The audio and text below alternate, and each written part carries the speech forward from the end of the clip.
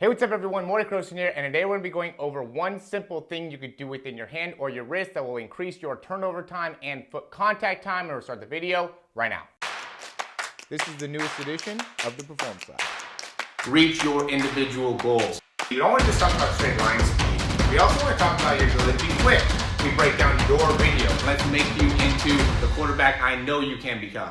All right, so just like many of you that are watching, I'm sure you guys are constantly looking for what are something that you can implement that can make a big improvement in terms of your speed, or maybe one of the athletes that you're training speed, and and also be able to potentially correct the arm swing in a fast kind of rhythmic way, right? Because every time you want to change something within the arm swing, you want it to make it so it has a direct correlation to the lower body. I think that makes it so it's a little bit easier for the athlete to understand the information, and I also think it is something that will make it so you can end up making the change faster, right? Because one thing is understanding it, right, comprehending it from a mental side, and then there's another part of it actually being able to implement it. So, big thing here is just where we are with the hands and with the wrists. People talk about having the fingers open, having the fingers closed. I don't think that there's one specific way that you want to be able to, do that or coach that. That's just my opinion. But what you do want to be doing with the hands, you can see me running here, as you're coming up and forward, I try to get, first of all, more of a little bit more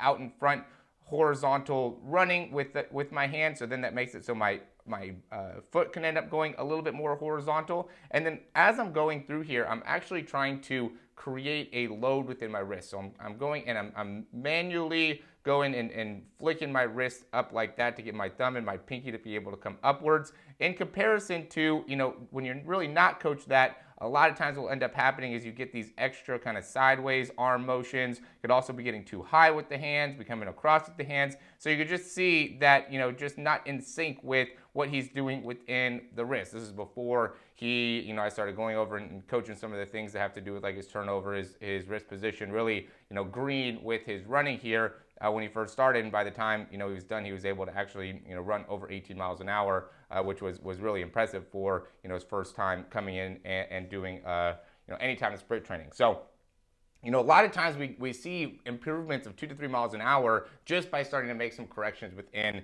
the mechanics, especially for guys that have a lot of natural strength, a lot of natural athleticism, but just are very, very, like I said, green in terms of running mechanics. So you could really make a lot of improvements within somebody's sprinting top speed by just correcting small things like this. So you can see I go with the thumb coming up here, and then as I'm going down, and this is really why you want to load the wrist, is now it wants to be a big action of pulling that pinky all the way back and then flexing that wrist back. So now you can see how I'm bending that wrist all the way up and through, coming around. And I do want to say, there's no athletes that, or no sprinters that are able to maintain a 90-degree angle as they're going through the sprint. So some people will try to teach that. That's something that is just not replicated at the highest level, right? So you don't necessarily want to teach that too much. But again, you can see here, he's not really pulling back with that pinky. So that's going to impact how well he's able to pull that leg back underneath. So there's a direct correlation to how well you're going to be able to pull here, right? Because these muscles, these lat muscles, go in and they attach onto that opposite glute.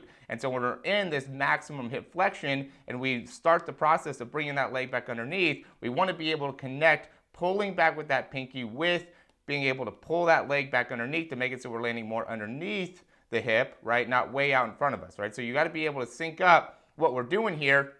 And again, a big help is when you're able to really connect that pinky pull to that leg drive and make it so that gets you to get that pull underneath. Makes it so you can land with a little bit more effective positioning of the body, and also makes it so you're able to generate more force. Okay, and then what happens here, so you can see I'm driving back, or here, let's get the right arm because it's closer. So what's happening here is as I'm coming off here and initiate kind of coming back forward, I'm going to also be toeing off, right? So I'm actually a little bit late with my timing here. As I'm toeing off, I want to already be starting to get my arm back coming through. Right, I'm a little bit late in getting that arm through. So being able to time that out and create that rhythm where as I'm pushing off, I'm also driving my hand through, and then as I'm pulling down, I'm pulling my pinky, pulling my hand back. And then when I'm coming forward, I'm really just loading, right? I'm getting myself set up to then be able to generate that next step and generate a lot of power into that next step. So, hopefully this will end up helping you guys out in terms of, getting a better understanding of what we could do within that upper body to keep your hand in a good place, right? This is going to help you in not coming across with the hand, right? Just this little thing, because now it ends up being this. It doesn't end up coming across, right? We don't need any flexion extension here, which will help in anybody that again is coming across, or like some people open up the wrist. All these things end up, making it so you're a little bit off with your timing. And that'll make it so you're just a little bit slower in either your toe off, or you're not going to be able to generate as much force as you're pulling the leg down, or the arm and leg down. So, those end up being, again, important small changes that can make a difference, right? And then you want to be able to build off of that. So the idea, the concept here is,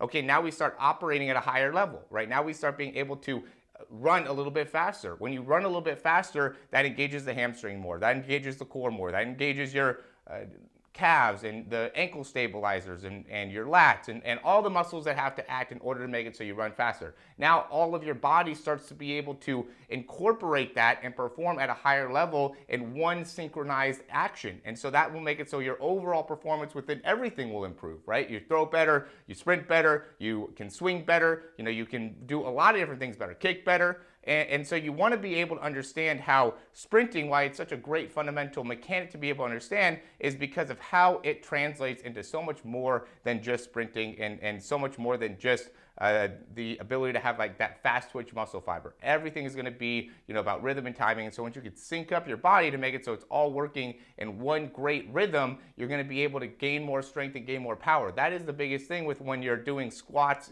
guys that are squatting a lot and can't translate that to sprinting, is because they don't have the rhythm. They're not working on that timing. And so it doesn't translate as well. There are some guys that obviously squat a lot that do have, are really faster, or that does translate into sprinting really well. That's because they have the natural time. They already have developed that timing, whether it's by working on it and focusing on it themselves, or because they had some degree of natural gift of having that great rhythm and timing. So you want to be aware of that, right? You want to be aware of how am I able to work with my arms, work with my legs to make it so everything ends up being more in sync. We talked about how the push off and the striking end up being a correlation with the arms and legs earlier. We talked about when your knee wants to be crossing your plane and your body.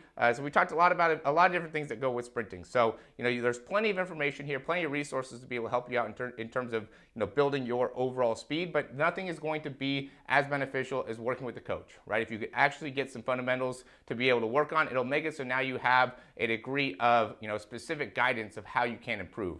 If you don't have any, if you're just watching all these videos and saying, oh, I can improve there, I can improve there, I can improve there, and you have so many different things, you're focusing on 25 different parts of your running, you're not going to make the same improvement as if you just go and focus on one or two things and then make specific improvements off of that, and then send in more videos. So I have this thing going on right now. It's $47. You could join it. You're going to get 4 weeks. You're going to get a ton of breakdowns. You're going to get a ton of information, drills, exercises, everything that you will need to succeed. All you got to do is have the belief in yourself that you could actually get faster. So, as long as you believe that speed is not genetic, right? That speed is something that has to be developed, then it'll be a great option for you, and you really won't get it at a better price. I'm not going to be able to do, stuff like this at such a low price for very long, but I still want to be able to add as much value to as many people as I can. And right now I'm still going to do that $47 speed breakdown. Again, that's going to be for 4 weeks, unlimited speed breakdown. So a ton of value. Check that on the link down below. We'll talk to you soon.